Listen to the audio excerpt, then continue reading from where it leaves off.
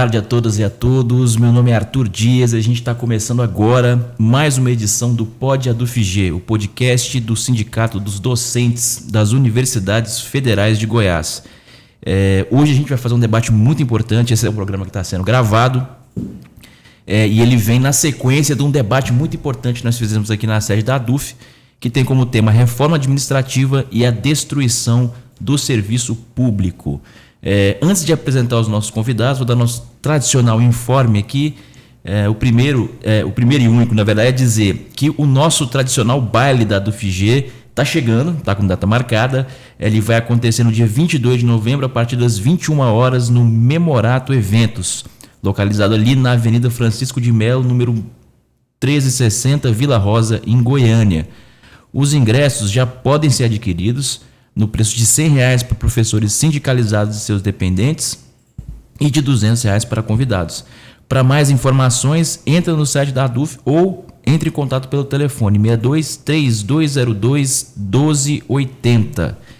Então, sem mais delongas, vamos apresentar os nossos convidados. O primeiro deles é o Vladimir Nepomuceno, ele que é especialista em processo legislativo pelo Centro de Formação, Treinamento e Aperfeiçoamento da Câmara dos Deputados, sócio-diretor da VN1 Assessoria e Consultoria, servidor público federal aposentado. Ele atuou como dirigente sindical, diretor do DIEESE e do DIAP, foi também diretor de Relações do Trabalho do Ministério do Planejamento, onde integrou a equipe de negociação com entidades representativas dos servidores. Boa tarde, Vladimir, tudo bem? Boa tarde, Arthur, tudo bem. Próxima convidada nossa também, que já é da casa, a professora Giovana Reis.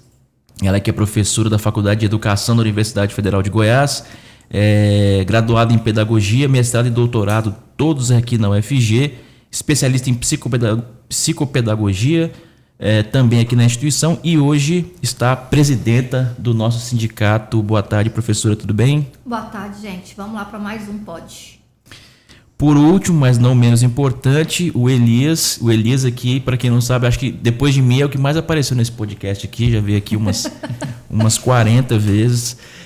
Dr. Elias Menta Macedo, ele que é graduado em Direito pela UFG, especialista em Prática Trabalhista e Previdenciária pela UCAM, mestre e doutorando em Direitos Humanos pela UFG e assessor jurídico aqui do ADUFG Sindicato. Boa tarde, Elias, tudo bem? Boa tarde, Arthur. Boa tarde, professora Giovana, Vladimir, nossa audiência. E só porque ainda está na fase de informes, lembrar que a assessoria jurídica, em hipótese alguma, vai solicitar qualquer tipo de valor. Então, tem esse karma do golpe, do falso advogado, não caiam. Sempre que tiverem dúvidas, por favor, contactem o sindicato. E a praxe é não fazer nenhum tipo de pagamento sem ter absoluta certeza do que está fazendo. Muito obrigado. Então, para reforçar isso aqui, a gente vai colocar na tela o número. Qualquer dúvida, qualquer mensagem estranha que você receber, entre em contato no número que está na tela para evitar, porque isso é uma praga. Nós temos muitos professores que estão caindo em golpes do falso advogado aqui e tomando muito prejuízo. Então, vamos ser especialmente precavidos. Para começar a nossa conversa, a gente fez aqui mais ou menos uns ganchos e eu queria começar, na verdade, pelo último que nós conversamos, que é sobre a questão do GT no Congresso. Essa reforma, teve um GT que foi criado ali para o final do mês de maio e tinha um prazo ali de 45 dias de fazer audiências públicas.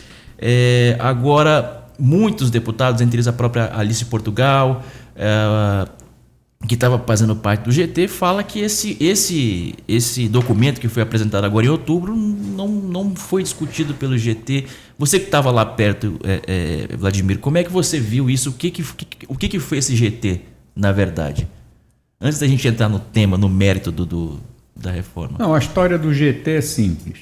Esse tipo de GT formalmente não existe na Câmara, não consta do regimento interno. Mas é possível de ser criado quando ou o presidente da Câmara ou o presidente de alguma comissão necessita que se aprofunde o debate, a discussão sobre um determinado tema, que percebe ou o tema é polêmico ou falta conhecimento, precisa conversar um pouco mais. Então o presidente da Câmara criou esse GT com uma representação que a gente chama lá de linear, com um deputado de cada um dos partidos que tem na casa, 18 no caso, e ficou com a tarefa de discutir o que seria uma proposta de reforma administrativa.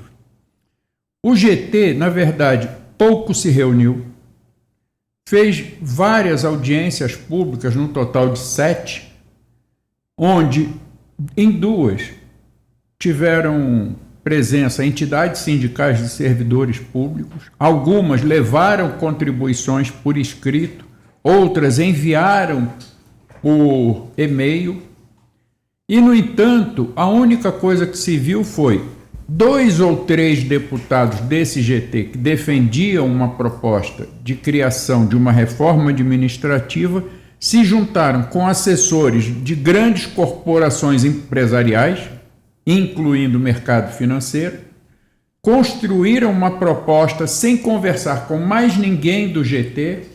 100% dos deputados da base do governo federal, PT, PCdoB, PSB, PV, PDT e mais Solidariedade, ninguém foi ouvido sobre nada. Não foi dado a esses deputados, e eles eram metade do grupo. Eles não receberam os documentos, não viram. O que viram foi aquilo que todo mundo viu, porque ficou público por outros motivos, divulgado de outras formas. Inclusive havia deputado que falava: eu não acredito que isso aqui seja oficial, porque no grupo não apareceu.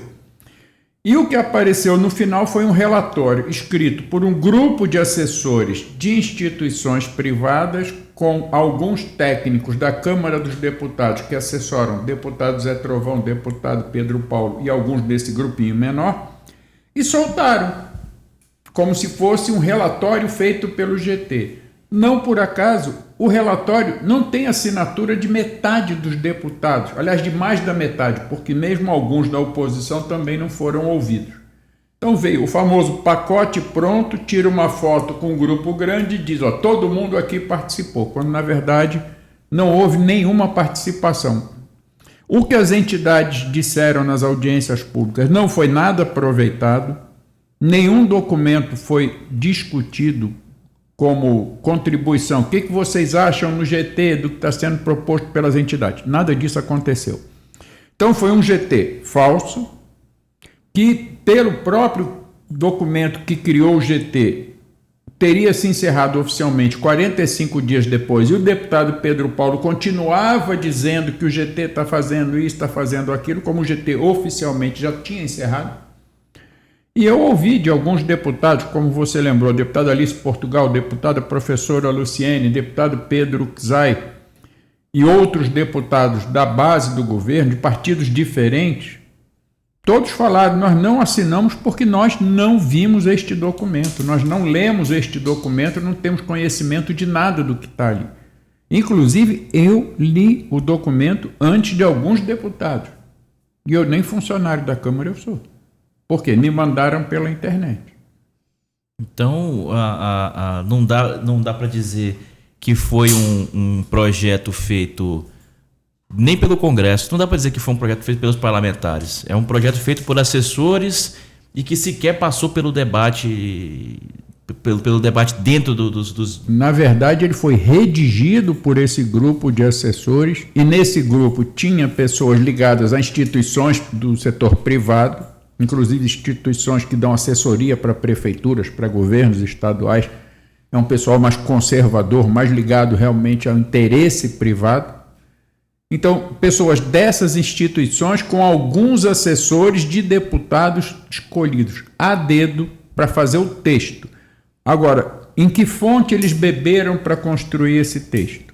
Em documentos encaminhados pela Confederação Nacional da Indústria, Confederação do Comércio, Confederação dos Transportes, Confederação do Mercado Financeiro, todas as confederações grandes do empresariado brasileiro, mais a Confederação do Mercado Financeiro. Eu acho que essa é uma parte importante, porque diz bem a que veio essa proposta de reforma, né? Para que ela está servindo, para quem, aos interesses de quem que ela está servindo, né? A gente está aqui também, a professora Giovana, que queria fazer uma pergunta sobre a questão da estabilidade do RJU, né, professora? Antes de eu fazer a minha pergunta aqui, eu queria falar um pouco sobre essa situação que você coloca aqui, né? Acho que, Vladimir, essa informação de onde surge a proposta, para a gente, eu acho que é muito importante para a gente, inclusive, entender como que essa proposta se constituiu e a força que ela vai ter ou não de desenvolvimento no próprio Congresso Nacional. Eu acho que esses setores vêm, desde o início da década de 90, de certa forma, tentando fazer essa reforma do Estado, iniciada lá no período do Fernando Collor de Mello e que ainda não foi concluída. Então, acho que é mais um momento, acho que é mais um capítulo da história, mais um momento em que esse processo, que eles vão tentar fazer com que o Estado brasileiro passe por uma reformulação drástica. E a principal mudança, talvez, na minha perspectiva, é acabar com o máximo possível de atendimento público para a população. Você transformar tudo o que hoje a população tem acesso de forma pública, passar para a iniciativa privada fazer a gerência e o atendimento. Então, assim, eu acho que isso, só daí, eu acho que já é um elemento para nos alertar a perversidade da proposta. Eu acho que isso é muito significativo. E o que me assusta, ou não sei se assusta, o que me incomoda é o quanto que isso não está sendo visto pela maior parte, pelas pessoas que vão sofrer os maiores prejuízos se essa reforma tiver sucesso no seu andamento. Então, isso realmente é muito, muito preocupante. Mas aí, enfim, trazendo para a questão que eu pensei aqui para a gente conversar um pouco, há pouco tempo atrás, o Supremo deu um veredito, por assim dizer, a respeito da questão do regime jurídico único, e que, do nosso ponto de vista, foi um elemento que agrava, de certa maneira, a situação hoje colocada para a gente do desafio de tentar desmontar essa proposta de reforma administrativa. Então, nós já tivemos uma derrota inicial, quando o Supremo revê, de certa forma, ou acaba, entre aspas, com o regime jurídico único. Isso tem rebatimento na discussão ou no debate e na configuração da própria proposta no relatório ou da reforma. Então, assim, eu queria que você pudesse ajudar os nossos ouvintes, de certa forma. É ouvintes mesmo que falam, gente? Ouvintes, telespectadores, telespectadores, enfim. Que as pessoas que estão ouvindo o nosso podcast compreenda como que essas duas coisas se articulam e a perversidade de tudo isso, Na verdade, eu acho que você já mostrou um pouco do que aconteceu, porque a reforma administrativa, ela é uma iniciativa da classe empresarial, do mercado financeiro e de setores mais conservadores da sociedade que não entendem como correto, o que para mim, para muita gente é fundamental, que é o Estado dar condições mínimas de uma vida decente para a população. E essa história começou quando a proposta vitoriosa na Constituinte foi a construção de um Estado do bem-estar social, propondo saúde, educação, pesquisa científica, assistência social, trabalho, emprego, moradia, uma renda mínima de suporte para quem precisa, ou seja, uma série de iniciativas baseadas na gestão do Estado com dinheiro da população que o Estado arrecada. E essa proposta vencedora desagradou esses setores. Então, mal foi promulgada a Constituição em 88, eles já começaram a se organizar. E aí, quando a gente fala das grandes corporações empresariais, a gente não pode esquecer de uma que, apesar de não estar assinando esse documento, tem parte fundamental na construção e na divulgação, que são os empresários do meio de comunicação de massa. Com certeza. Seja televisão, rádio, agora redes sociais. Você não pega um celular sem ver um apresentador de telejornal num videozinho curto, vertical, no modelo que sai nas redes sociais. E esse povo vem fazendo uma campanha desde aquela época contra nós. Foi com o apoio desses setores que a população enganada elegeu Collor de Mello, com a campanha contra os Marajás. Ele foi conhecido em 1989 como presidente caçador de Marajás. É verdade.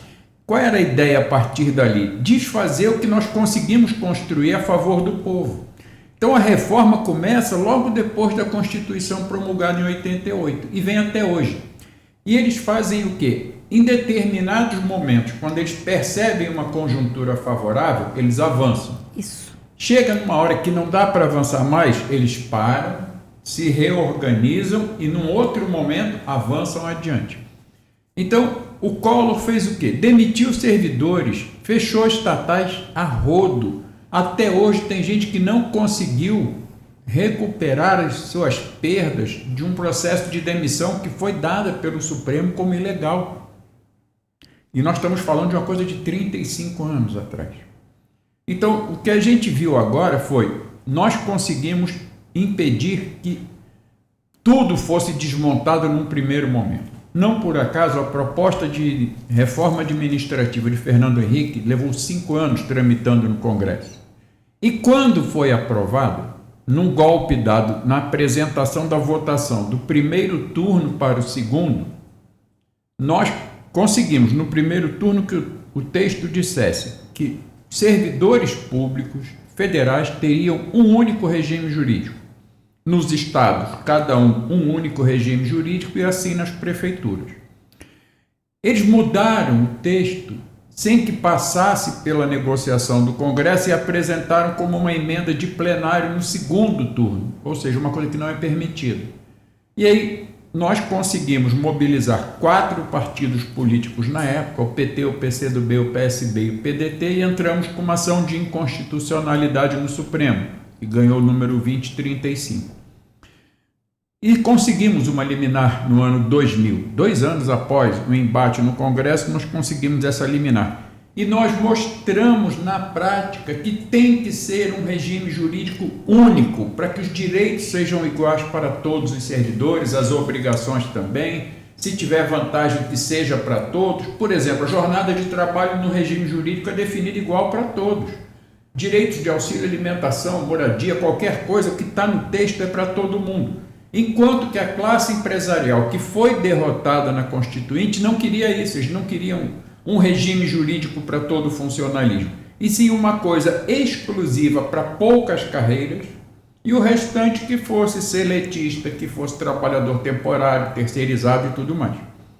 Por 25 anos nós conseguimos manter essa vitória no Supremo. E num processo de muita pressão do empresariado sobre o Supremo, essa ação 2035 foi votada no final do ano passado, às vésperas de completar 25 anos, e nós fomos derrotados.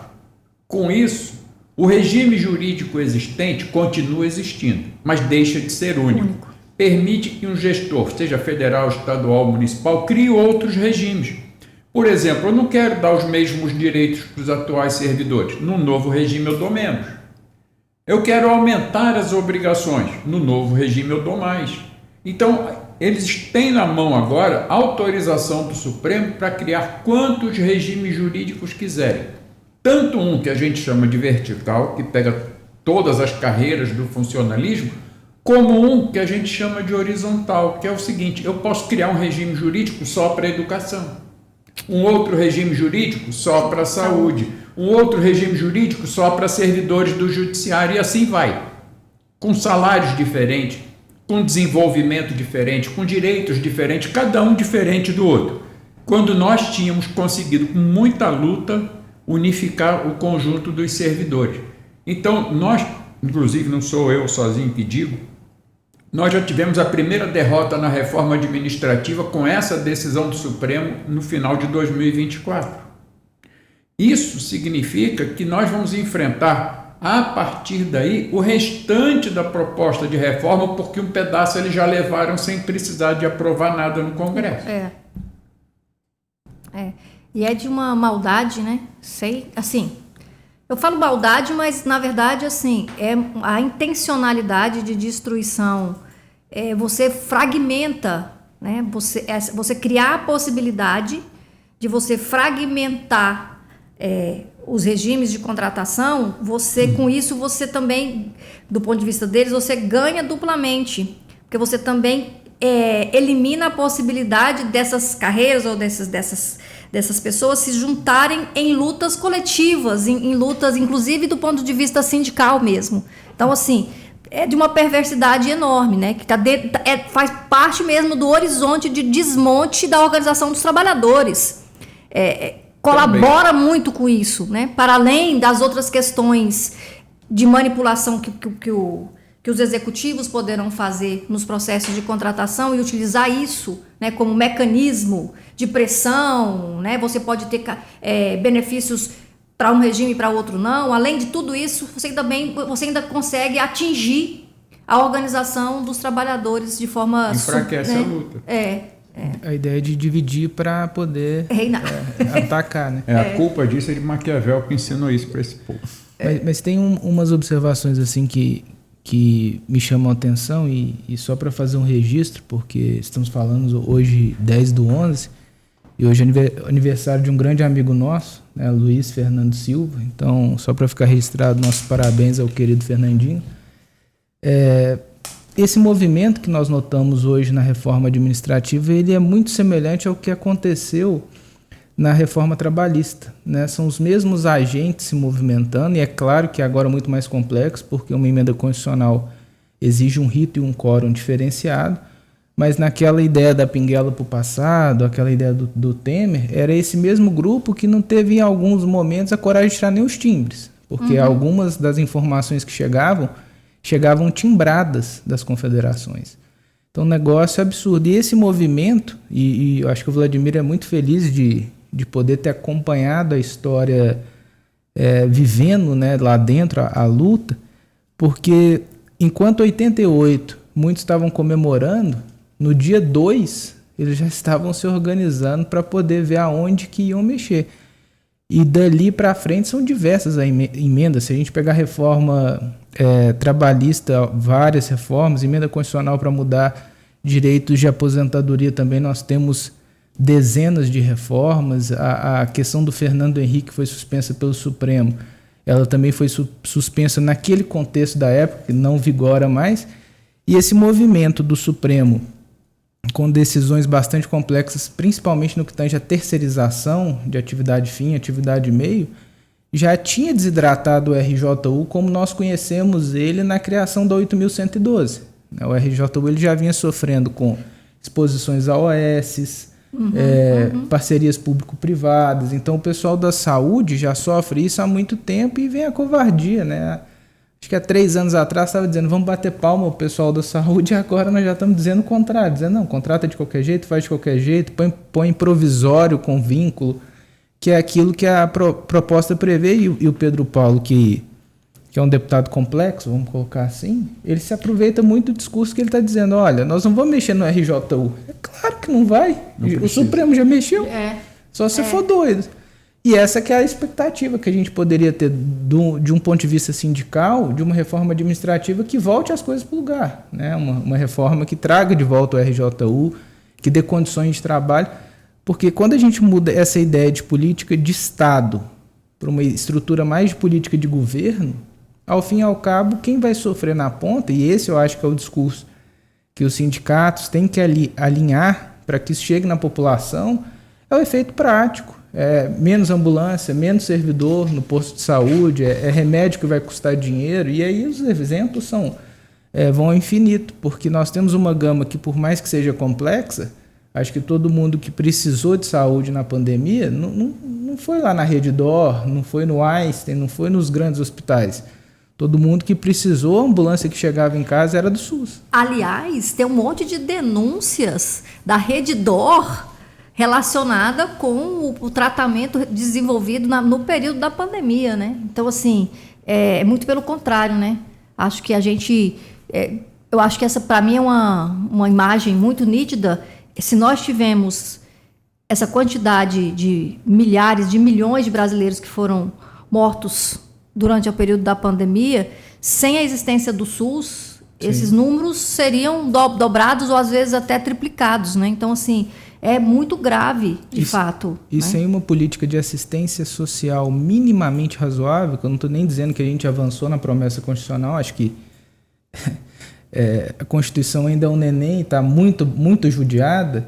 Pelo menos as pessoas tinham algum elemento para comida, né, para despesa básica, algum tipo de estrutura do Estado que segurou. Porque se o Estado fosse ausente, igual é em outras localidades, com o tipo de população que nós temos, as extratações que são próprias, a tragédia que foi seria uma tragédia de proporções assim, muito maiores ainda, que o governo tenha se omitido com vacina, tenha feito tudo que deu para fazer para atrapalhar. Em contrapartida, nós tínhamos pessoas muito sérias que conseguiam avançar na luta. E o dado objetivo é que, inclusive, a enfermagem, por conta disso, ela consegue um piso que está em debate agora no Supremo, né? Porque tudo aquilo que avança é questionado depois. Não, e uma coisa que eu acho que é importante quando a gente usa como exemplo a saúde, eu acho que a gente precisa também manter o resgate do atendimento à necessidade da população de forma indireta. Sim. Por quê? Graças ao Instituto Butantan, graças à Fundação Oswaldo Cruz, disparou a velocidade da elaboração de novas vacinas, produção de novas vacinas, distribuição, senão a gente ia ficar a vida inteira dependendo de laboratórios privados internacionais que cobram fortunas por determinados medicamentos. A utilização pelo Estado, com o aval do Ministério da Saúde e da Anvisa, de quebra de patentes de medicamentos que são fundamentais para a população. Isso é serviço público. A população não vê o pessoal da Fiocruz trabalhando, nem do Instituto Butantan, mas dali sai boa parte dos remédios que essa pessoa toma de graça no Sistema Único de Saúde. Se essa reforma for adiante, esquece. Não vamos ter mais essa produção de subsídios para um atendimento de saúde completo, porque não é só o posto de saúde, não é só a unidade de saúde, é também o que ela tem para oferecer. Outro dia eu fui num posto de saúde perto da minha casa para tomar vacina produzida no Brasil, e eu vi próximo a mim sentados 2 indígenas que estavam ali para serem vacinados. Se essa reforma for adiante, esqueça atendimento a indígena. Tinha indígena aguardando para ser atendido por dentista, por médicos de especialidades diferentes, porque em Brasília tem uma relação muito próxima com comunidades indígenas. Essa turma não tem dinheiro para pagar. E como é que eles vão ficar se essa reforma for adiante e acabar o atendimento gratuito para a população na área de saúde? E eu acho que esse é o canto da sereia. Porque a forma como está sendo propagandeada a reforma é que tem 2 elementos para mim que são muito perversos. Primeiro é que ela vai moralizar o serviço público, né? Vai combater privilégios, que a gente sabe que não vai fazer isso, né? Que eu acho que é interessante você também abordar sobre isso. E é essa coisa de não contar, na verdade, para quem de fato precisa do atendimento público nesse país, o quanto ele vai ser atingido caso essa reforma prospere, né? Então, assim, é de uma maldade sem precedentes, né? E é vendido como se fosse a panaceia de todos os problemas do Estado brasileiro, quando, na verdade, é um mecanismo de agravamento, né? E aí eu acho que uma coisa que a gente tem que destacar, e a gente vive falando, mas a imprensa não diz o que a gente fala, ela diz o que interessa, porque a imprensa, como eu já falei, é um ramo empresarial. Por exemplo, querem acabar com mordomias, querem acabar com privilégios, não precisa de uma reforma administrativa. A gente já tem projeto de lei no Congresso rodando sobre isso. Mais de um. E o ponto, assim, se quiser acabar mesmo, tributa e distribuição de lucro, né? Assim, nós temos tem vários mecanismos, tantas minas que não estão nem sendo usadas, né? E que são toda hora. Não, aqui não, porque aqui é a prateleira de cima, né? Não, vamos taxar bilionário. Ah, não, bilionário é que move. Então, assim, a mídia ela tem esse poder de convencimento, mas o que me assusta mais não é só esse poder para quem, de fato, não tem tanto acesso. O que me assusta mais, esses dias estava atendendo uma professora que comentava comigo que ela não estava muito preocupada porque ela estava aposentada. E aí eu disse, professora, mas a senhora tem que se preocupar bastante, pelo menos por 2 fundamentos. O primeiro, as alíquotas que podem ser alteradas, e o segundo, porque se o regime ficar deficitário, haverá cobranças de aportes extras. Muito provavelmente não vai mexer na sua aposentadoria, mas o líquido da senhora, obviamente, vai ser afetado. A senhora vai ter redução de patamar remuneratório. Tem uma coisa que eu costumo lembrar, é que a melhor forma de você reduzir o salário burlando a Constituição, por que eu falo burlando? Porque é proibido redução de salário. Sim. Então faz o seguinte, eu continuo te pagando a mesma aposentadoria. Não tiro 1 centavo. Você recebia quanto? 10 mil? Vai continuar recebendo 10 mil. Recebia 20 mil? Vai continuar recebendo. Só que agora você vai pagar uma taxa de 2 mil. 2 mil, para quem recebe 20, é 10% da sua aposentadoria. Tem alguma coisa que impeça que esses 2 mil amanhã virem 3, 4 mil? Não. Então significa que a sua aposentadoria pode ser reduzida em 10%, no outro momento em 15%, no outro momento em 20% ou até os 27% que hoje são o teto do imposto de renda pessoa física. Pode ser mais até? Pode.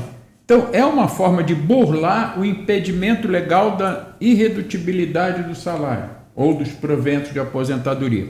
Eu não estou mexendo na aposentadoria da pessoa, só estou dizendo o seguinte, para sustentar o sistema de previdência eu preciso que ela contribua. Como é que eu faço? Invento uma taxa, tiro da aposentadoria dessa pessoa. Mas vai mais além do que isso. A proposta que, juntando os pontos, o fim de um regime jurídico único permite criação de novos regimes jurídicos. Isso é uma coisa. A outra coisa, pela proposta de reforma, aumenta a presença de trabalhadores temporários e de terceirizados, além do setor privado propriamente dito. Cada um desses que entra substituem servidores que poderiam entrar. Substituem quem poderia entrar para contribuir para o regime de previdência que existe hoje para os servidores. E dos que estão trabalhando, eles vão se aposentar também. Mas não entra ninguém novo, porque quem entra agora entra por uma outra forma de contratação. Se o regime chegar num ponto que o gestor entenda que não adianta cobrar alíquota extra, não adianta aumentar desconto, não adianta nada, ele está autorizado, porque a reforma anterior já fez isso, a extinguir o regime de previdência do servidor público. Extingue. E pega todo aquele povo e fala assim, toma INSS, cuida dessa turma. Você pode ter uma gigantesca onda de congelamento de proventos. Não vai mais tirar a alíquota para o regime porque ele está extinto, mas também pode não dar aumento. Porque está no texto da Constituição que para você extinguir o regime, você tem que manter o pagamento daqueles que já têm o benefício. Isso está no texto. Então tá, eu mantenho. Quanto é a aposentadoria? É 20 mil? Eu mantenho 20 mil. Só que 20 mil daqui a 5 anos compra menos coisa do que compra hoje. Daqui a 10 anos compra menos ainda. E por que você não aumenta? Não, porque eu estou mantendo aquela aposentadoria que a pessoa tinha, mas o regime não existe mais. Então eu não tenho como aportar mais dinheiro para pagar. Significa o quê? Congelamento das aposentadorias. E só uma lembrança, Vladimir. Quando a gente fala até de regime geral, nós temos a edição no decreto sempre de 2 formas de correção. Correção salário mínimo e correção acima de salário mínimo. Isso. E quem está no regime geral há muitos anos, ele já sentiu que por mais que ele aposentasse no teto, essa é uma curva que ela vai se encontrar no salário mínimo. Obviamente, é improvável que a pessoa viva para chegar nesse momento. Mas quem é longevo, um caso clássico de um fundador desse sindicato que aposentou antes do RJU, que ele aposentou com teto, professor titular, e, enfim. Quando, um pouco antes do falecimento, eu fui analisar a aposentadoria dele, ele recebia R$3.200. E o teto era 7 mil e alguma coisa. Infelizmente faleceu tem pouco tempo, um querido. Mas você veja que essa é uma curva que a tendência é ela encostar no salário mínimo. Então, se eu não tenho nem reajuste, aí é o apocalipse, né? Assim, no curtíssimo prazo. Não, e o que preocupa é que muitos servidores, infelizmente, acreditam no canto da sereia do deputado Pedro Paulo. Vocês não serão atingidos. Quem tem direito adquirido vai ser mantido. Qual o direito adquirido? Se a própria lei diz que não há direito adquirido mediante confronto com o regime jurídico.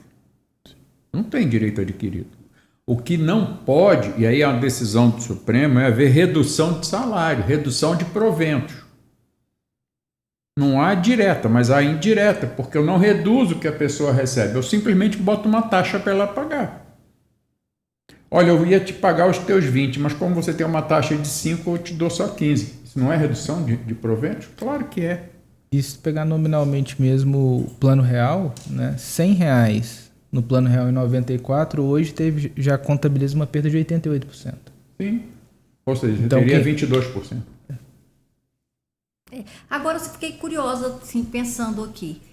Se esse raciocínio nosso está correto, isso vai alcançar todo o serviço público, vai alcançar o judiciário, que também sofre, né, também teria que sofrer, de certa maneira, as mesmas regras. Os proventos deles também ficariam congelados.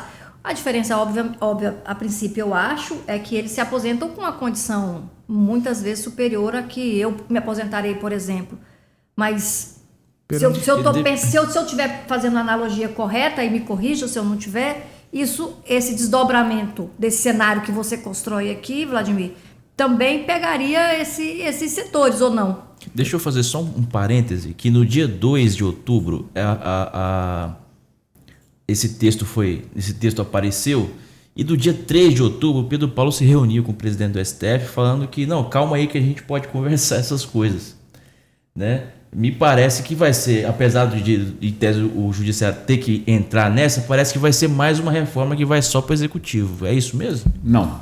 Vai pegar o judiciário e o que é pior, vai pegar quem pega pesado no judiciário.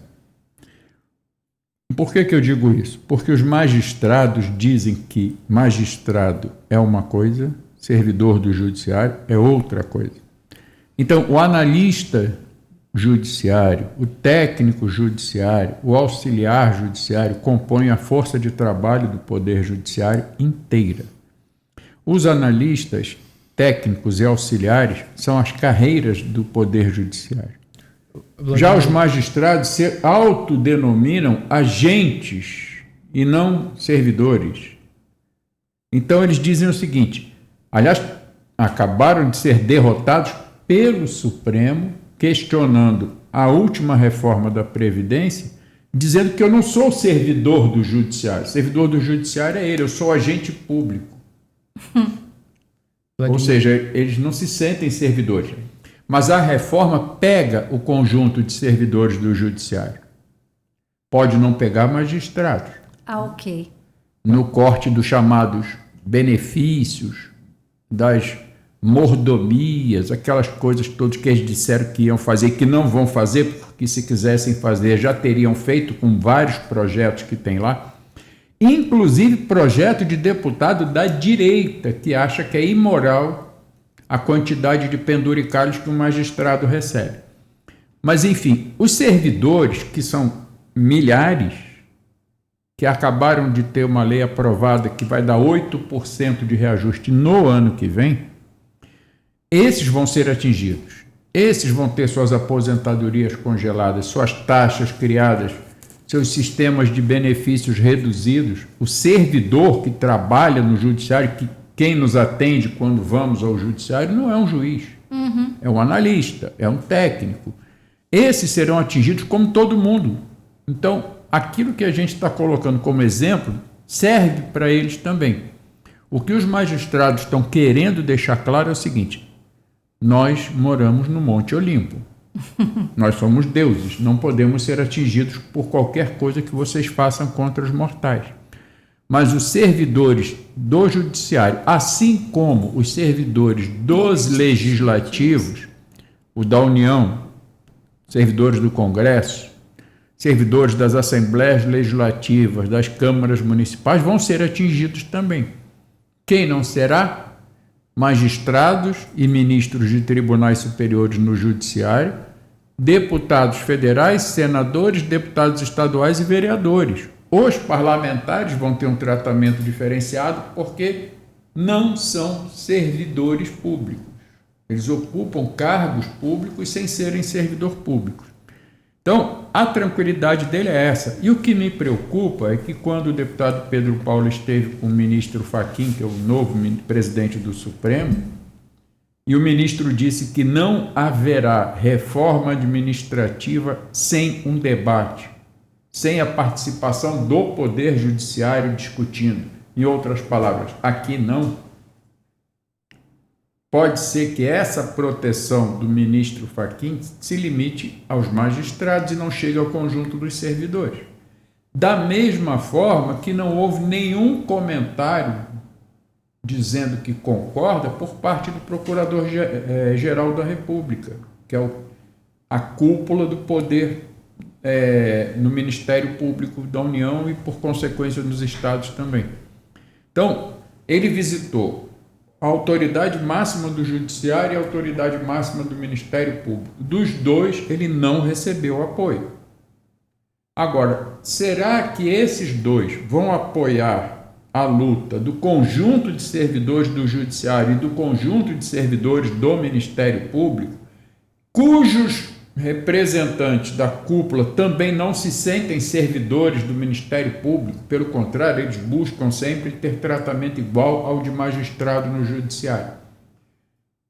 Se a gente não conseguir mostrar que servidor do Judiciário é tão servidor quanto os do Executivo, eles podem até ser atingidos sem se preparar para uma defesa e tudo mais. Mas o que a gente pensa, e eu acho que isso pode acontecer se essa reforma for aprovada, vai pegar 100% do funcionalismo. Mas não pega ministros de tribunais superiores, não pega magistrados e não pega membros do Ministério Público. E quando alguém o setor de segurança? O Não, o Exército está fora, a Marinha está fora, a Aeronáutica está fora. Mas as polícias estaduais e a federal serão atingidas. Servidores das carreiras de segurança pública serão atingidos. Quem está fora, para todos os efeitos, são os membros das Forças Armadas. Esses estão fora.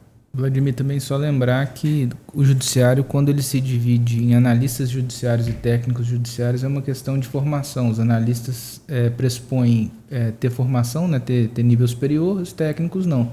Então, nesse bolsão de analistas, você conta com as mais diversas classes, né? Tem bacharel em direito, tem os engenheiros, os arquitetos, então todo mundo, até o oficial de justiça, até a pessoa que chega na ponta e te entrega, até aquele que te recebe no judiciário. Então está falando de toda a gama, com exceção, obviamente, dos terceirizados que também entraram, né, há um pouco tempo. No judiciário, a reforma está andando. Primeiro, um resgate. Os técnicos hoje são nível superior também. Já foi aprovado, inclusive eles entram no novo cálculo do adicional de qualificação, que é por título ou graduação. Mas eles estão vivendo uma reforma administrativa silenciosa lá dentro. Por exemplo, os magistrados descobriram a figura do residente de direito. É cópia espelho de um residente de medicina. Então, o que eles fazem? Eles pegam aquele que está saindo da graduação em direito para trabalhar como residente em direito no tribunal. Eles têm uma pessoa com formação em direito à disposição do magistrado, botando todo o seu conhecimento adquirido numa faculdade da qual ele acabou de sair, sem remunerar, de acordo com o que ele está fazendo. No mínimo, a tarefa que lhe é dada é a tarefa que deveria ser dada a um analista de carreira. Bacharel em Direito, com especialização nisso, nisso e nisso. Não, ele tem uma pessoa que é um residente em Direito. Aí vem o segundo, o estagiário de Direito. E vem os terceirizados e temporários. E com isso, os concursos para cargos efetivos no judiciário estão diminuindo também. A seleção que teve no estado de Goiás foi de centenas, não são dezenas, são centenas de residentes. Gente, é um absurdo. E também teve residentes, uma nova do nosso judiciário, o Vladimir, não sei se já está tão popularizado, é que nós também temos residentes de IA. Porque como a gente tem aqui em Goiás o curso de inteligência artificial, também abriu vagas para residentes de IA. Que isso, gente? Tem um ponto que eu queria colocar, a gente voltar um pouquinho. A gente começou a falar sobre essa questão dos temporários e como que isso afeta a questão temporários e terceirizados. A questão da previdência, por exemplo, que vai encurralando as carreiras, né? Mas a gente estava falando aqui em off, antes de começar, sobre essa questão de como é que você faz numa universidade um trabalho de pesquisa com um professor com um contrato de 5 anos, por exemplo. Tem pesquisas que levam décadas para ser prontas. A gente estava falando sobre o caso do remédio, um remédio para medula, por exemplo. Não dá para pensar em planejamento, em pesquisa e extensão dentro da universidade com contratos temporários. E isso é uma preocupação, isso a gente botando isso dentro da atividade da docência. Isso, se você esticar isso para todo o serviço público, você vai... na prática, desmanchar com o serviço público e transformar ele numa, vamos dizer assim, numa prestação de serviço, inclusive de gente que está ali por indicação política, por, vamos dizer, interesses pouco republicanos, para estar ali cumprindo aquele espaço que era para ser do servidor de carreira, né? Isso dá para calcular o impacto disso? Dá em 2 sentidos.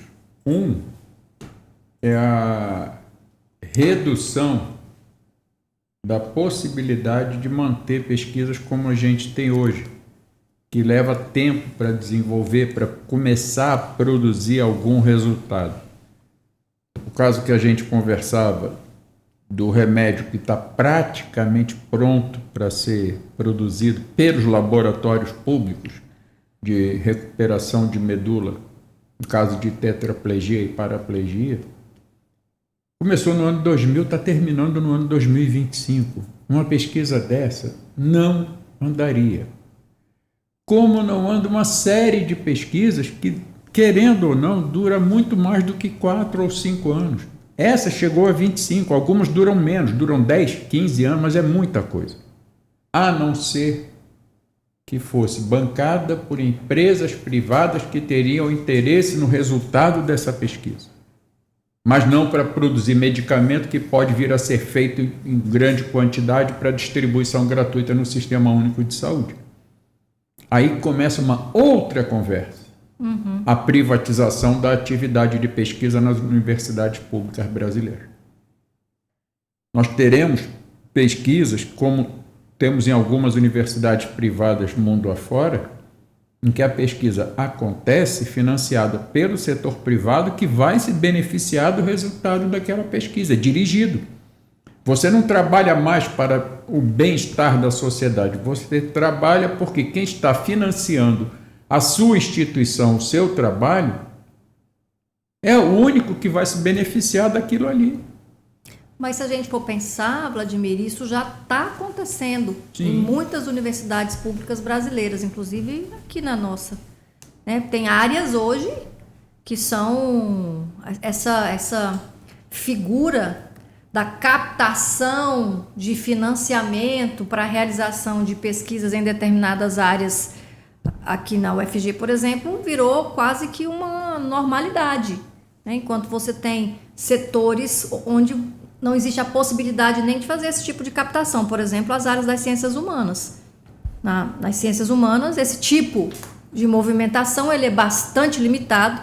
E aí, se você retira o Estado da garantia, por exemplo, da formação na área das ciências humanas, e se essa área, e se a continuidade da produção do conhecimento depende de você recolher do mercado o aporte de recurso financeiro, nós vamos decretar o fim da possibilidade da produção de conhecimento em determinadas áreas, né? Então, assim, isso é muito, muito grave, né? Não, na pesquisa tem mais uma coisa que eu acho que a gente precisa estar atento.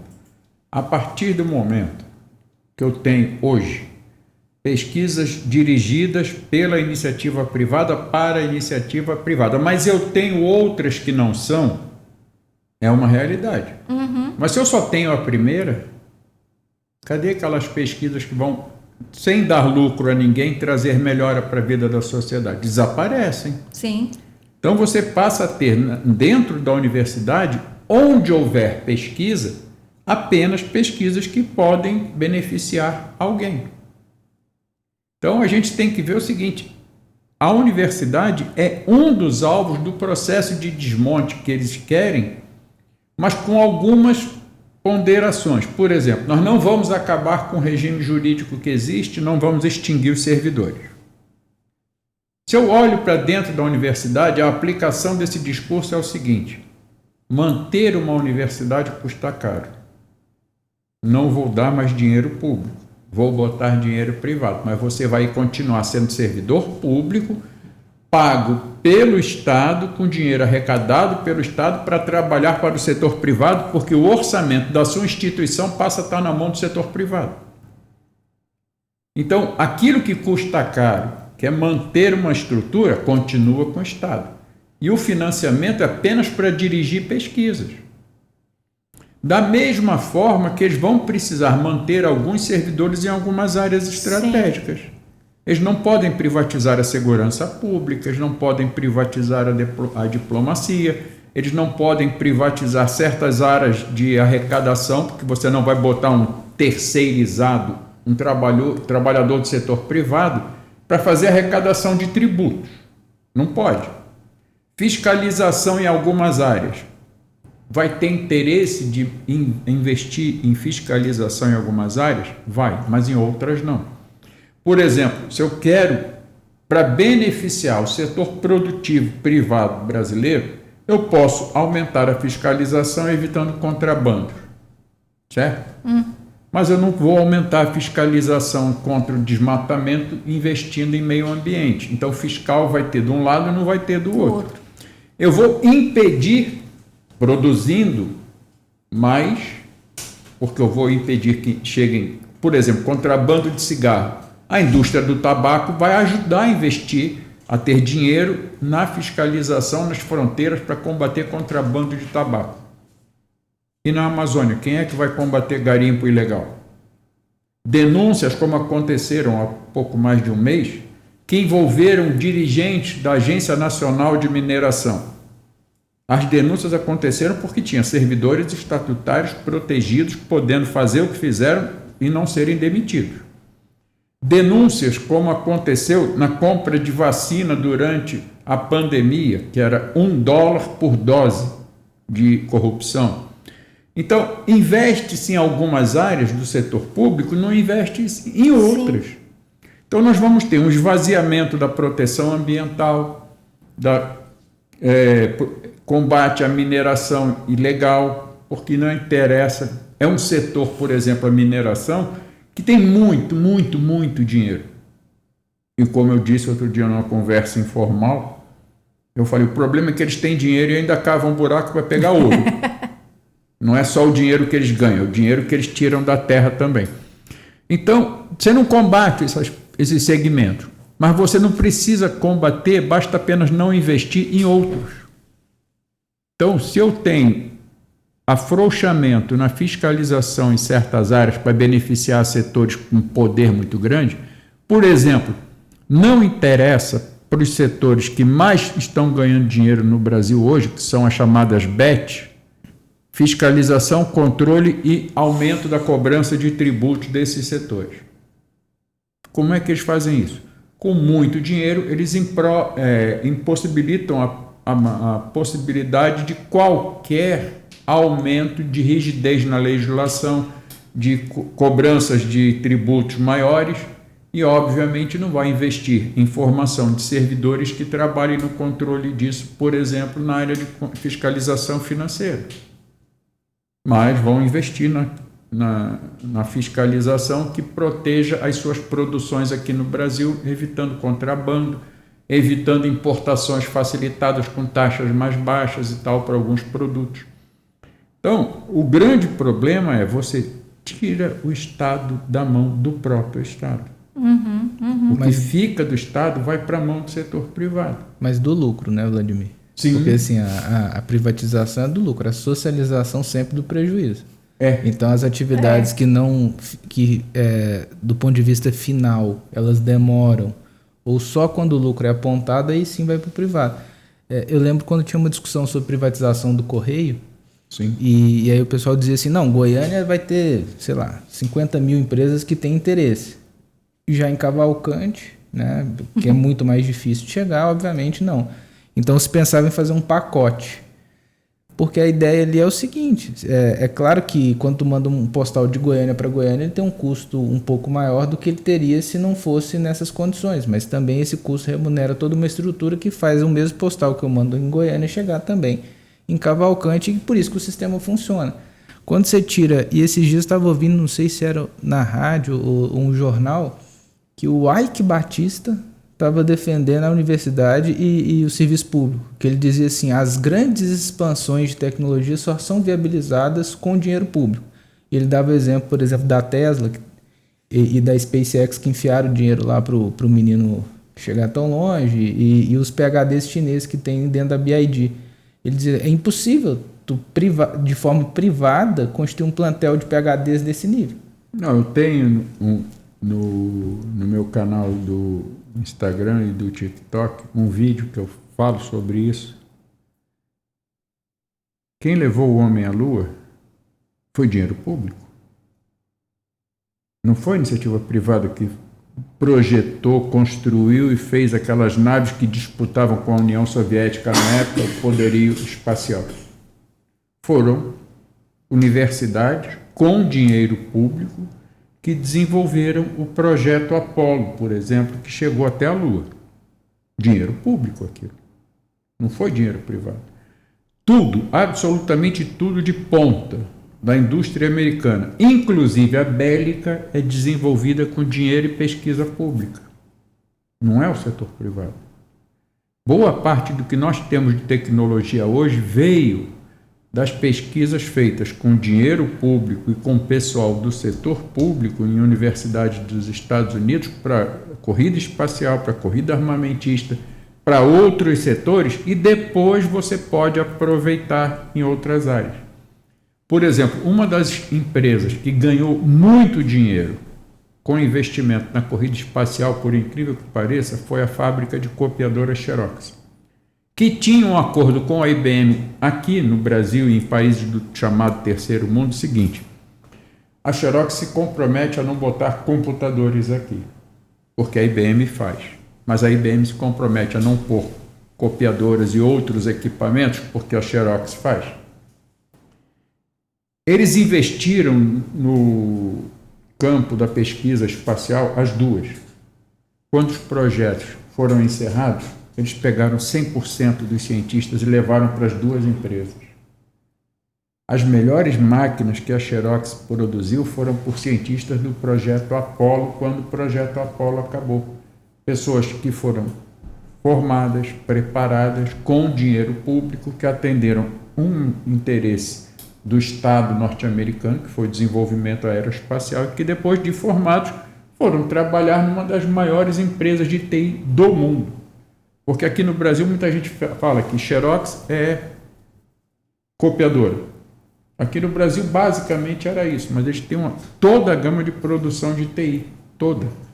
Assim como a HP. Por exemplo, a HP, que hoje desenvolve todo tipo de tecnologia de computador, era quem punha com dinheiro público computadores nos foguetes norte-americanos que iam para o espaço. Desenvolvido com tecnologia desenvolvida nas universidades, com dinheiro público do governo federal norte-americano. Acabou o projeto? Pois muito bem. A HP, com aquele dinheirão todo que ela conseguiu do Estado, está aí hoje uma das maiores empresas de TI do mundo. E se nós pensarmos na realidade dos professores, que é um dos pontos que mais chama o debate atualmente para nós, que é a fuga de cérebros, né? que é esse Sim, êxodo. sim. Quando não tiver sequer garantia de regime, né? Quando a estabilidade que é a garantia que leva o pessoal do IBAMA a fazer uma denúncia, ou um fiscal da Receita não receber joias, inclusive de um presidente, né? Ele sabe que ele pode contar com essa garantia, com uma remuneração que ela está descolada do padrão mundial. O êxodo, que hoje já é uma realidade, ele vai se tornar assim, exponencial. Sim, com certeza. A gente está chegando mais ou menos no final da nossa conversa aqui, e a gente falou bastante sobre, só para a gente fazer uma última rodada, a gente falou bastante sobre o quanto a reforma, desmanchamos, né, a falácia de que a reforma não vai atingir quem está na ativa hoje, falando sobre o achatamento das carreiras, falando sobre os aposentados, a possibilidade de congelamento das aposentadorias ou até de redução na prática, né? E eu acho que tem um ponto central que foi mais ou menos na conclusão que nós chegamos no seminário que nós fizemos aqui, agora mais cedo, que a população é a maior prejudicada, né? O servidor público ele vai sofrer, o servidor público aposentado ele vai sofrer consequências, mas o desmonte do serviço público ele afeta principalmente quem mais depende dele. O desmonte do SUS afeta principalmente muito mais quem depende do SUS do que o servidor do SUS, né? E que essa é uma questão que nem sempre fica muito clara, né? Ou que de repente nem sempre a gente, enquanto entidade sindical, dentro do movimento sindical, consegue transmitir essa ideia de que, olha, isso aqui é o fim da universidade, isso aqui é o fim do SUS, isso aqui é o fim da escola, isso aqui é o fim do serviço público, né?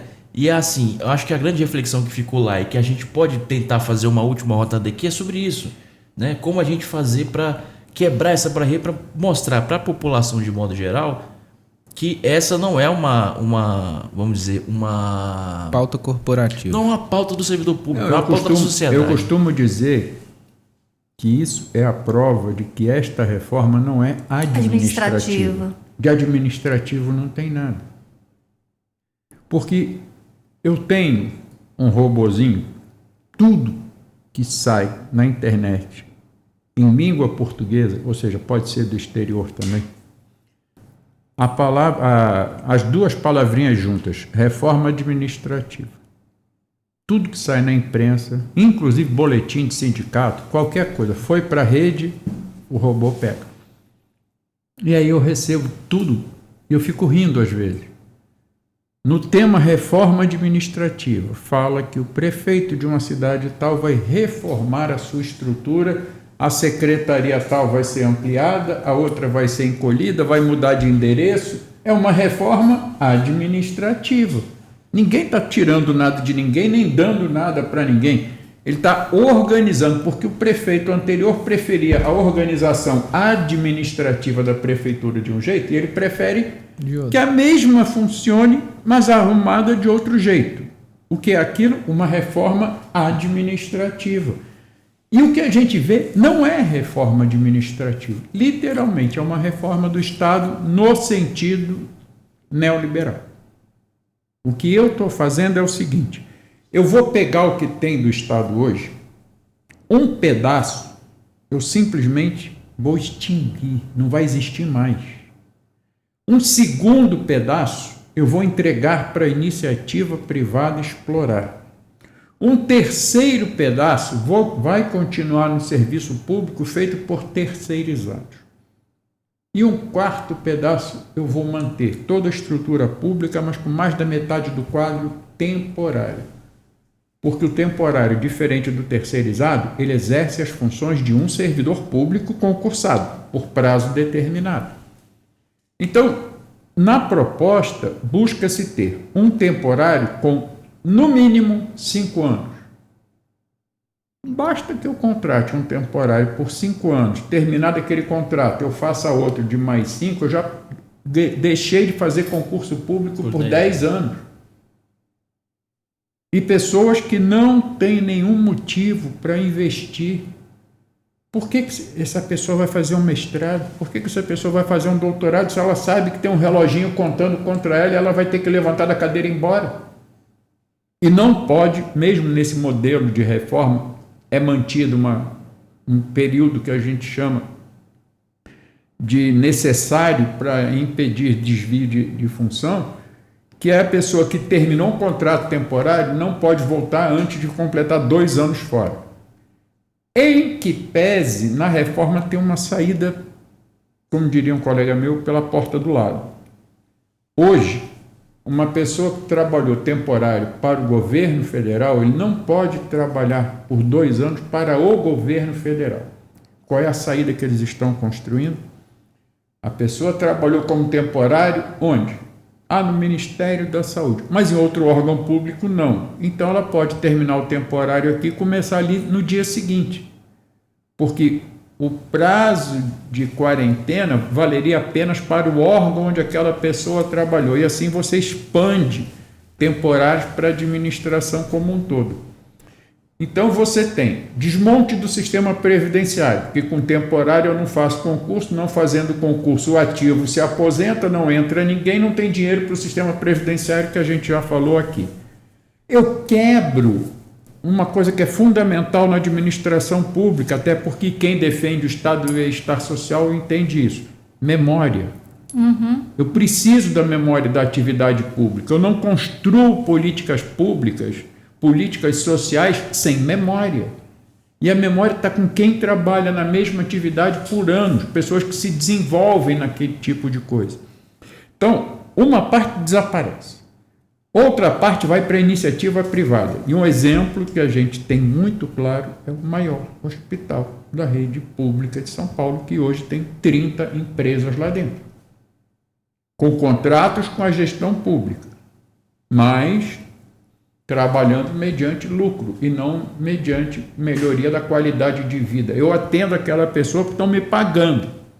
Não é que eu estou tratando daquela pessoa para que ela tenha melhor saúde, eu vou até a casa dela, eu vou saber como é que é a condição de vida. Não tem esse trabalho. É atendimento ambulatorial ou cirurgia em troca de dinheiro. Então já está privatizado um pedaço da saúde pública em São Paulo. O outro bota a terceirização. E aí eu pego mais da metade dos municípios do estado de São Paulo não tem um servidor público concursado, nem na saúde, nem na educação. Escolas inteiras privatizadas de forma disfarçada de terceirizada. Você passa na frente da escola, está escrito lá, escola estadual, não sei o que, escola municipal, não sei o que, mas lá dentro todo mundo é terceirizado. Não é nem um professor temporário, é um funcionário de uma empresa privada contratada para gerir aquela escola na íntegra. E o que sobrar de serviço público é o mínimo necessário ou O temporário. Não. Trabalho subsidiário à iniciativa privada. A história dos Correios. Na região amazônica, você não vê nenhum avião da DHL chegando lá.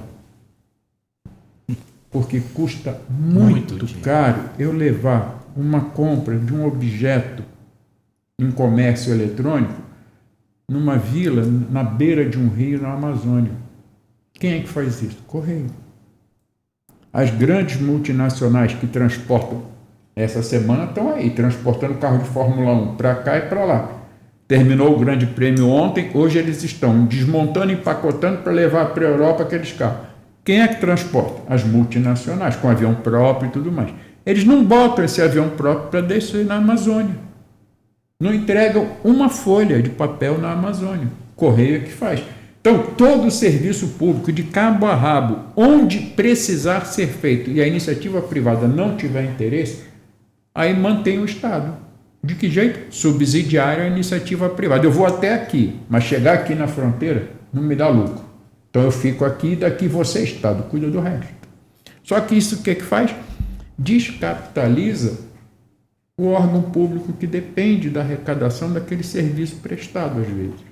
Cobrando mais barato, atendendo aquilo que é difícil de ser feito.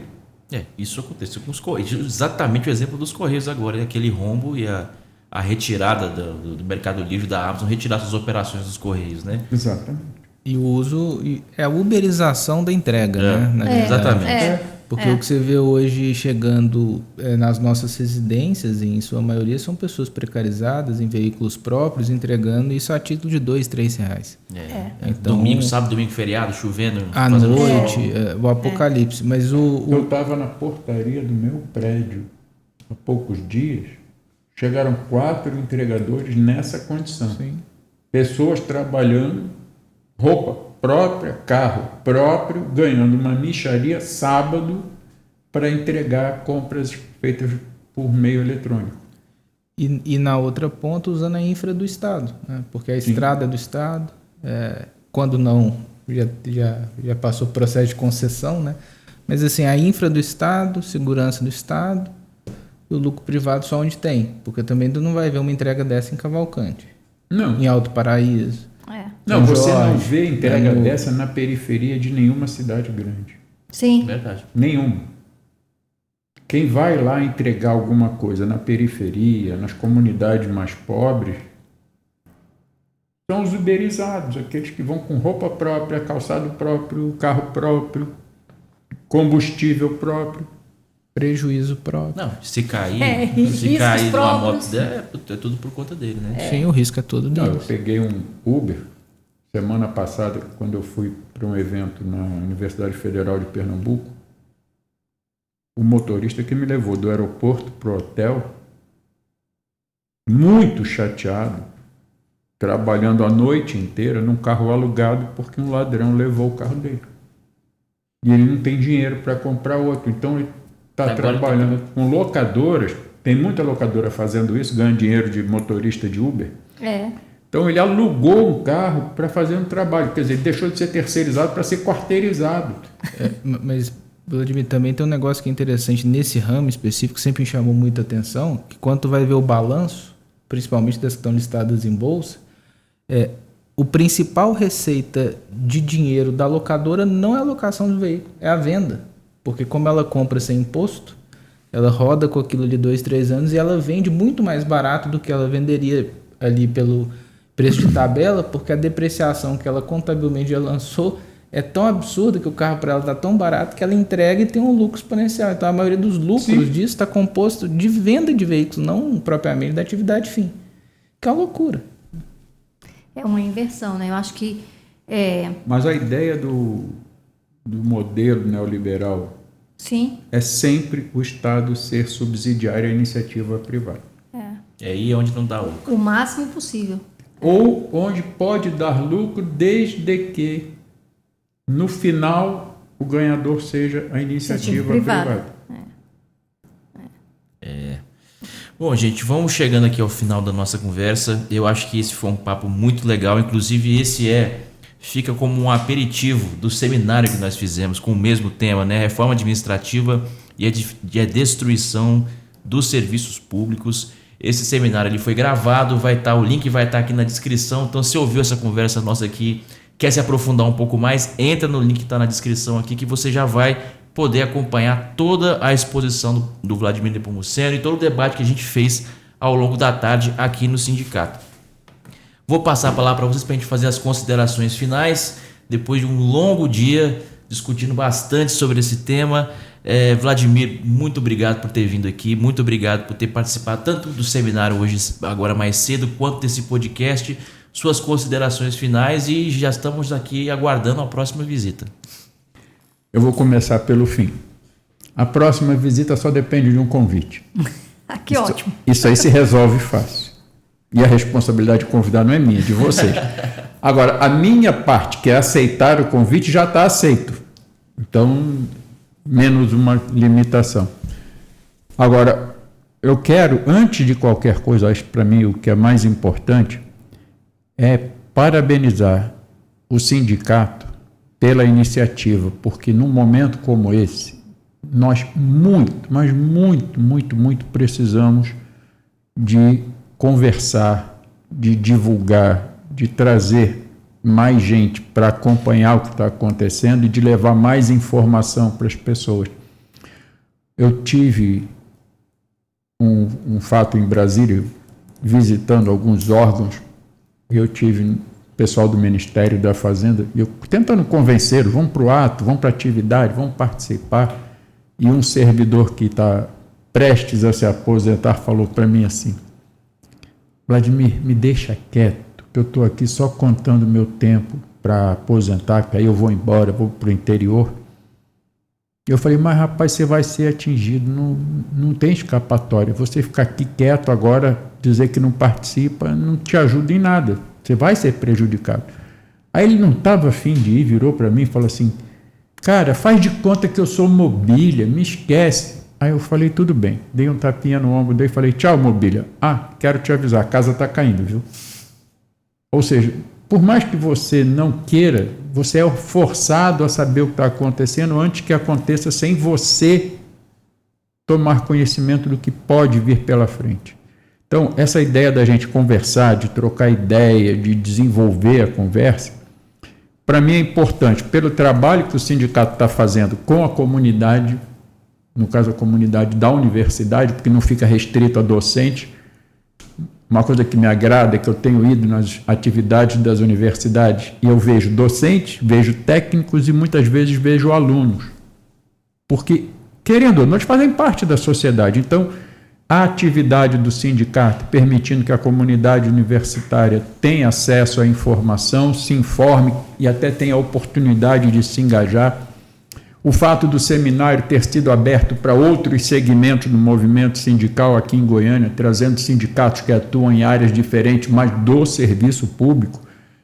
Precisamos trazer os companheiros do movimento sindical do setor privado, porque eu disse isso para um dirigente sindical do setor privado outro dia. Nós vamos perder os nossos empregos e você não vai ter mais serviço público para te atender. Então é bom você vir com a gente nessa luta. E do jeito que a gente está fazendo aqui, como foi feito hoje, cria condições da gente abrir também uma conversa para fora do serviço público, para a sociedade como um todo, com os usuários. Porque quem vai ficar sem uma campanha nacional de vacina é a população inteira. Quem vai perder a farmácia popular, onde uns retiram remédio mais barato e outros retiram de graça, vai ser a população inteira. Quem vai perder a possibilidade de um transplante para uma pessoa da família ou até para si próprio de alta complexidade é o povo inteiro, porque planos de saúde não cobrem esse tipo de coisa. Cirurgias de alta complexidade. As pessoas que querem ver um filho formado, não importa em que carreira, em que profissão, podem não ter a chance de ver isso se as universidades públicas, passando por essa reforma, sofrerem as consequências da privatização do ensino. O povo não tem dinheiro para isso, a classe média não tem dinheiro para sustentar um curso de boa qualidade na iniciativa privada. É muito caro. Então, a população sabendo, para nós é importante, e essas iniciativas como a do sindicato, para mim é fundamental, é muito bom, e óbvio que no frigir dos ovos eu saio daqui não só satisfeito, mas levando um pouco mais de experiência. Ajuda a engordar a minha bagagem nessa história toda. Fico muito, muito feliz e agradecido por isso.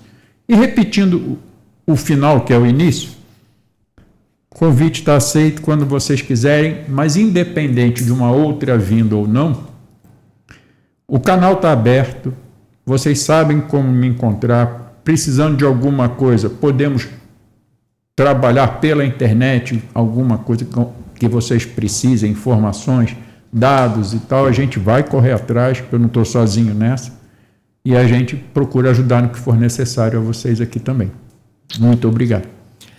Obrigado mais uma vez, Vladimir. Obrigado, doutor Elias. Já falei que você pediu música no Fantástico umas 4 vezes aqui, pela quantidade de vezes que você participou com a gente aqui.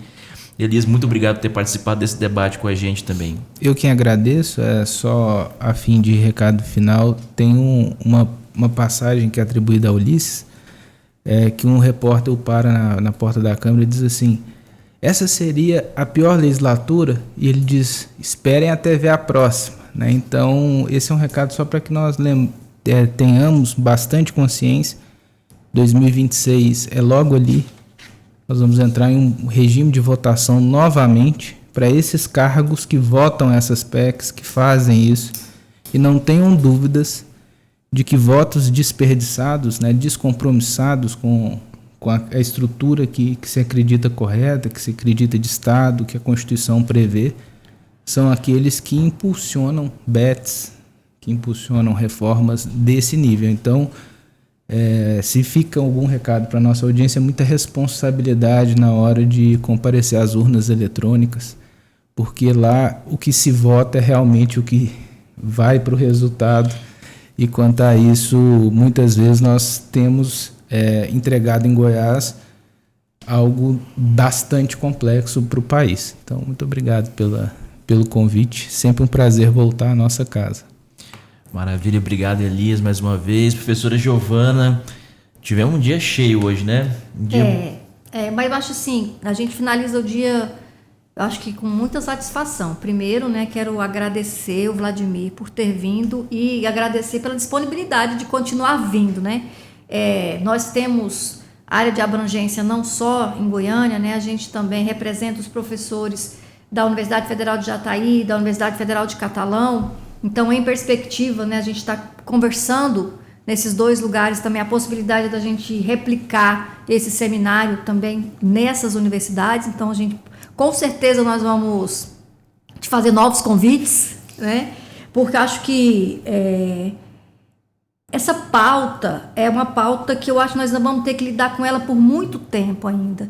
E eu quero acreditar que a gente vai dar conta de barrar mais uma vez, essa tentativa de desmontar o Estado brasileiro. Porque, como você vem dizendo, a gente tem que deixar muito claro em todos os lugares que a gente puder passar e falar sobre o assunto, que não se trata de uma reforma administrativa, que isso é apenas uma fachada, que na verdade se trata de um processo de desmonte do serviço público, de desmonte do Estado no Brasil, né? Então acho que isso é pauta, eu imagino, como ele estava dizendo, isso é pauta inclusive do processo eleitoral do ano que vem. Eu acho que esse debate ele vai voltar. Se nós dermos conta de fato segurar a investida aí desses setores, né, neoliberais que querem acabar com o Estado brasileiro, se nós conseguimos segurar isso este ano, com certeza ano que vem a gente vai para o debate numa outra condição, porque isso vai estar na agenda da discussão do ano que vem, do processo eleitoral do ano que vem. Então nós temos uma grande responsabilidade enquanto dirigente sindical de tentar fazer com que esse debate e os esclarecimentos aqui, tanto no seminário quanto no podcast, cheguem ao máximo possível da nossa base e da população de modo geral. Eu acho que eu finalizo o dia com essa sensação, primeiro de agradecimento por ter tido a possibilidade de ter acesso, né, a essa informação tão qualificada que o Vladimir trouxe para a gente, mas também com a responsabilidade de fazer com que isso consiga reverberar na nossa base de modo geral, né? Então entre os docentes, e não só os docentes, da comunidade universitária, da UFG, da UFJ, da UFCAT, mas também com a população brasileira de modo geral, né? Então é isso, e acho que eu tenho uns recadinhos para finalizar aí. Você vai fazer o convite ou tu quer que eu faça? Pode fazer, aproveita o embalo.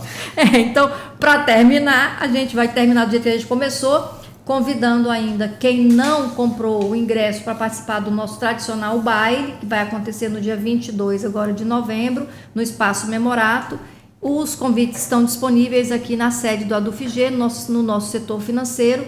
Entrem em contato, porque eles já estão na fase quase de esgotamento, mas assim, a gente está muito empenhado em fazer um baile bastante animado para todos e todas participarem.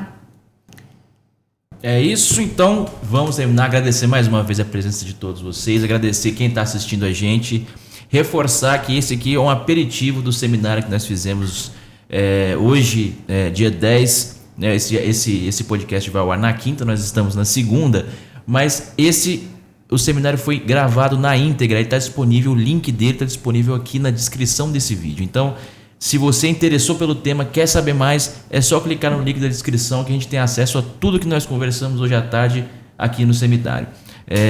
Muito obrigado por estar assistindo a gente. Acompanhe a gente pelas redes sociais, pelo Instagram, pelo YouTube e até a próxima.